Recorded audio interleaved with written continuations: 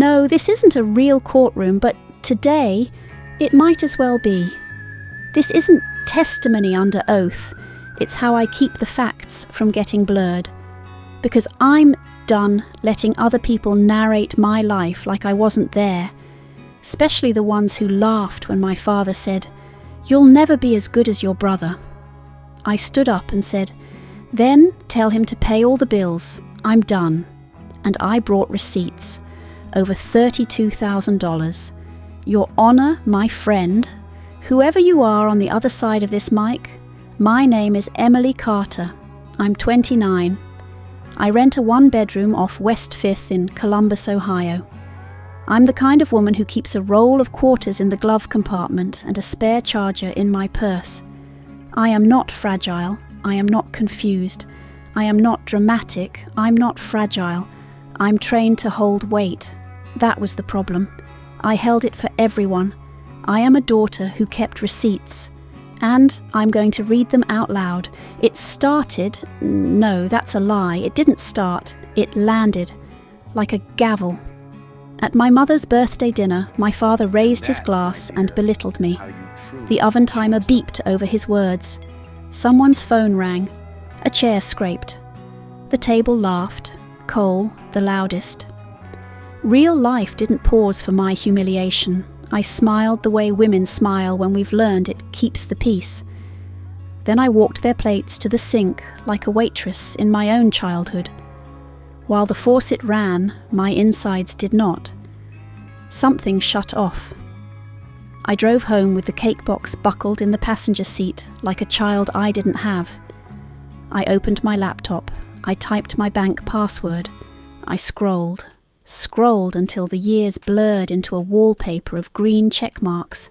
$32,000. That's the number it landed on before I stopped. Utilities, groceries. Just until Friday.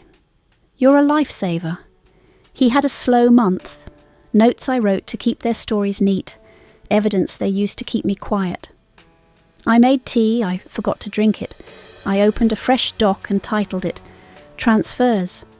I listed dates and amounts for 2 hours, printed 9 pages, slid them into a dollar store binder that creaked when the rings snapped shut.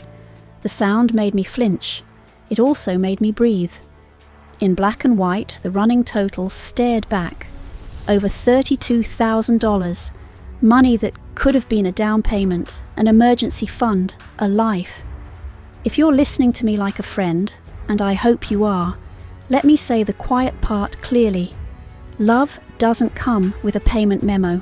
Responsibility is not consent, and being the reliable one is a costume abusers hand you after they rip the tag off daughter. I didn't used to talk like this. I used to say yes. I balance other people's books for a living. Mine, I tracked every transfer. I just wouldn't total them. Numbers are clean, families aren't. I knew that if I saw the real sum, I'd have to change the story, and I wasn't ready. January 14th, 2019, Dad called after a snowstorm. Power bills high, spot us 120, I'll pay you back Friday. I was making $18 an hour on a temporary contract then. I lived on boxed mac and bananas. I sent the money. Friday slipped. February grew teeth. March learned how to ask politely. Gas money? Just till payday. Let me present the evidence, grouped, not just listed. Utilities, first of every month, $300. Gas, third Sundays, $80. Groceries, the just this once Wednesdays, $40, $60, $100. Every group had a story. Every story ended with my silence. There were reasons, not excuses. Dad's back injury shaved hours off his paycheck. Mum's card debt snowballed. Everyone kept saying Cole was on the brink of a big break. Reasons pile up. Accountability still applies. If you want to know what a system sounds like before it has a name, it sounds like size. My mother had one that could pick a lock. We'd never ask you if we weren't desperate. Desperate looks like an empty fridge photo and a call 20 minutes later about a dinner reservation. I have the screenshot. They have the wine glasses. Do you want a twist? I don't do plot twists. I do dates. April 27, 2021, $500 to my parents' checking. Memo, car repair deposit. That same night, they posted date night with my love with a clinking glasses emoji. I zoomed into the reflections on the glass like I could see my own face paying for it. I couldn't. All I saw was a woman who had learned to call theft family. Thanksgiving. The water heater goes. I pay the $250 deposit because emergencies don't ask permission. At dinner, Aunt Linda asks who handled the mess. My mother taps Cole's shoulder and says, "Our boy made some calls." I lift my fork. I put it down. I don't cry, I memorize. Here's the part I haven't said out loud until now.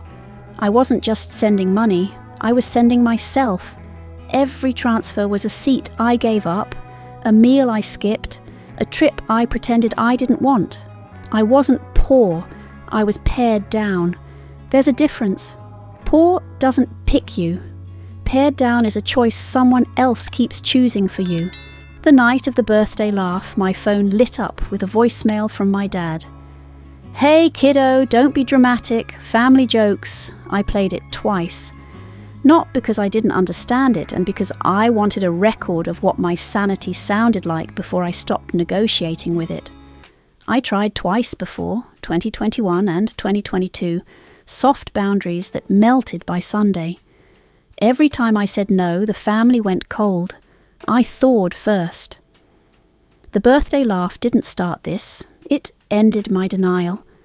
I took a day off work, bought the binder, printed the statements, punched holes like I was punching a clock on my way out of their story.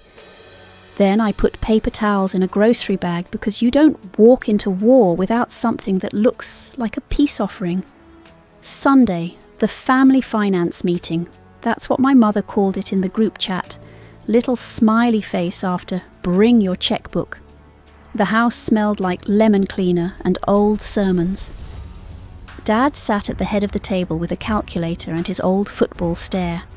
Mom had envelopes labelled gas, electric, misc. Cole leaned against the counter, scrolling his phone like he was the bailiff, and I was late. Dad cleared his throat. With prices the way they are, we need a family plan. Everyone contributes monthly until things stabilise. I set the grocery bag on the counter, took out the paper towels. Then I put the binder beside them. The sound of it on wood felt like a bell. "What's that?" Mom asked. "Receipts," I said. "For what?" "For everything you say didn't happen. This isn't just a binder, it's over $32,000 of my life you said never existed." Dad's mouth tightened, the way it used to when a referee called a foul he thought he could argue out of existing. "Emily, this is not the time to play accountant." "I am an accountant," I said. "This is exactly the time." I slid my phone across the table and opened my banking app. Utilities, first of month, $300. Gas, third Sundays, $80. Groceries, those just this once Wednesdays, $40. $60, $100. The water heater deposit, the car repair deposit, the grocery list with the heart emoji that apparently counted as repayment. Mum's eyes flicked down the list and hardened like glass. "We never received a single dollar from you. Gaslighting isn't a metaphor. It's a fog machine. You see the shape of a person's face and then you don't. You hear the sound of your own name and then it's underwater." I didn't raise my voice. I tapped the screen. Notes, dates, amounts. I can email the PDFs if the font's too small. I brought hard copies. I opened the binder. It yawned. 9 pages of my life. "You can read," Cole snorted. "Why are you making this weird? It's family." "It's weird because I stopped paying," I said. "If I'm not as good as you, if you're the man of the family, then tell him to pay the bills." I reached into the grocery bag a second time and took out a white envelope. On the front, in the block letters, I'd written, "Next month's bills." I slid it across the table toward Cole. He didn't reach for it. He laughed. Not the loud laugh from the birthday. A smaller one, like he had to ration it now. Dad leaned forward. "What do you want, Emily? A parade? A medal?" I want boundaries, I said. No more automatic transfers, no more emergency Venmos that never come back. If you need help, you ask in advance and you accept no for an answer. And you stop rewriting my life as a punchline. Mum's voice went sharp. How dare you put your brother on the spot? We raised you to be generous. You raised me to be useful, I said. Those aren't the same thing. Cole rolled his eyes. You've always been jealous. Then this will be easy for you, I said, tapping the envelope. Be the hero. Silence isn't peace. It's a loading screen. Dad pushed my phone back like it burned. You're being disrespectful. What's disrespectful, I said, is asking me for my checkbook while you pretend my money never arrived. I closed the binder. I left the paper towels. I took my keys. Mom said, Don't walk away. You can't just... I can, I said. And I am. I walked into the heat. The door shut behind me like a verdict.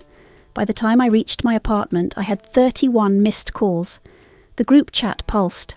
Mum, you're confused. Come back and talk this out. Dad, don't forget who raised you. Cole, congrats, you win. You happy now? Aunt Linda, sweetheart, money isn't everything. My grandmother left a voicemail made entirely of sighs. A cousin texted, Heard you blew up at dinner. You okay? 2 DMs broke rank. My cousin Jess. Proud of you. Aunt Linda sent a single dot. Grandma left a sigh, then a second voicemail. Eat and rest. Not a coalition, but not nothing. I put the phone face down and boiled pasta. I ate, standing up. I breathed like it was a job I was finally allowed to keep. I didn't flip a switch. I practiced small no's for weeks, returned a favour I couldn't carry, told a co-worker I couldn't cover her shift, unsubscribed from 2 emergency group chats. Saying no out loud felt like learning a new alphabet. If you were the jury, what would Exhibit A prove to you? Tell me your verdict in the comments. The next morning the machine spun up. The story changed like channels. We never received money became, we never asked for money became, those were gifts became, you never said it was hard. I took screenshots of every version, not to post, just to keep from drowning in a current that insists it's a gentle stream. Late twist, not luck, just messy. That afternoon, Mom meant to text Aunt Linda, but sent it to me. She paid most of it, but bringing it up makes us look bad. I saved the message, not to post, to keep my memory from being edited. Here's what karma looked like. It wasn't thunder, it was a text. When's the electric due? From Cole. 2 days later, he sent a photo, final notice, $186.14, and a Venmo request I declined. He called, didn't leave a message, then sent 3 question marks. An hour later, NVM. 2 days after that, a photo of his drone on Marketplace. Reality is loud when it lands in your wallet. Mum called about the $35 late fee. I said, ask the man of the family. She hung up. In the neighbourhood chat, someone forwarded Mum's post about kids these days. I replied once, if anyone is confused, I can email PDF statements. The thread went silent. The post disappeared that night. I set up an automatic transfer to my savings account for the exact amount I used to send them. This is what a boundary looks like in numbers. The same $650 a month I used to leak, $300 on the first for utilities, $80 on the third Sunday for gas, and those just this once Wednesdays now goes to me. I keep thinking about the word reliable, how they loved to use it when they needed something. You're so dependable, Emily. Reliable is not a compliment when it means we only call you to carry weight. Reliable is a lock they install on your life and pretend is a medal. I started giving myself small, loud yeses. A new set of brakes for my car. A yoga class on Tuesday nights where my phone stays in a locker. Berries in my cart I used to take back out. A pair of running shoes that didn't come from the clearance bin. Sleep. 8 hours of it. The first night, my body didn't trust it. The second night, it did. If you're still with me, if I haven't lost you in the arithmetic of quiet, here's a story with a face. I was 11 when my father taught me to change a tire in the driveway. He called me kiddo and told me not to be afraid of weight if I understood leverage. He wasn't wrong. I am not afraid of weight. I am afraid of calling it love. And my mother, when I had strep in 9th grade, she sat on the floor next to my bed and read magazines out loud because my head hurt too much for books. She made soup I still try to duplicate and fail. Those memories are real. They do not cancel this. Love doesn't erase the bill. It refuses to turn one into me. People ask, why not just go no contact? Because that's a sledgehammer I might need one day, and I am not done building the house I live in. Boundaries are not the same as walls. Walls keep everyone out. Boundaries put a lock on your door and teach you not to hand over the key to the loudest person. Do I miss them? Yes. It wasn't weather. It was a tent. And I walked out. Grief and relief braid together. Some mornings I reach for my phone to send my mother a photo of the pancakes I finally make fluffy and stop at the part where absence becomes a choice. I don't text, I lace my shoes. I run the long way around the block that passes a little blue house that looks like the first apartment I paid for entirely with money I didn't apologize for earning. When I tell you I kept receipts, I don't just mean dollars, I mean hours. I mean rides to Cole's job interviews where I waited in the parking lot like a coat he'd forgotten.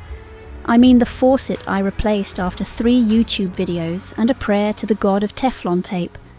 I mean the thermostat I programmed because Dad never got around to it, and the Wi-Fi password I remembered when Mom couldn't. I kept those receipts in my head and paid for them with my body. No refund exists for that currency. There is only stopping the spend. A week after the showdown, Aunt Linda invited me to coffee. Not an ambush, she wrote. It was. She hugged me, then started in. Let's not burn bridges over a misunderstanding. What misunderstanding? I asked. The one where your parents felt attacked and you embarrassed them. Attacked by what? Math? I smiled. She didn't. They felt attacked by the end of their story, I said. They wrote me quiet. I changed the ending. That line sounds brave when I say it out loud. It didn't feel brave at the time. It felt like standing under a sky that had never not been heavy and realizing the weight wasn't weather, it was permission. And mine had expired. If this were a real courtroom, this is where an attorney would ask for closing arguments. I can give you one. Here. Families aren't supposed to be spreadsheets. Mine turned me into one. Every month I turned my love into a line item and hoped they'd notice the balance of me. They didn't. They noticed what I provided and then laughed when I ran out of versions of myself to hand them. The night my father said I'd never be as good as my brother, he was right about one thing. I am not good at the game where women vanish to make men look functional. I resigned. Consider this my letter of no longer being the accountant of your denial. If you need help in the future, you can ask. You can put it in writing. You can say please.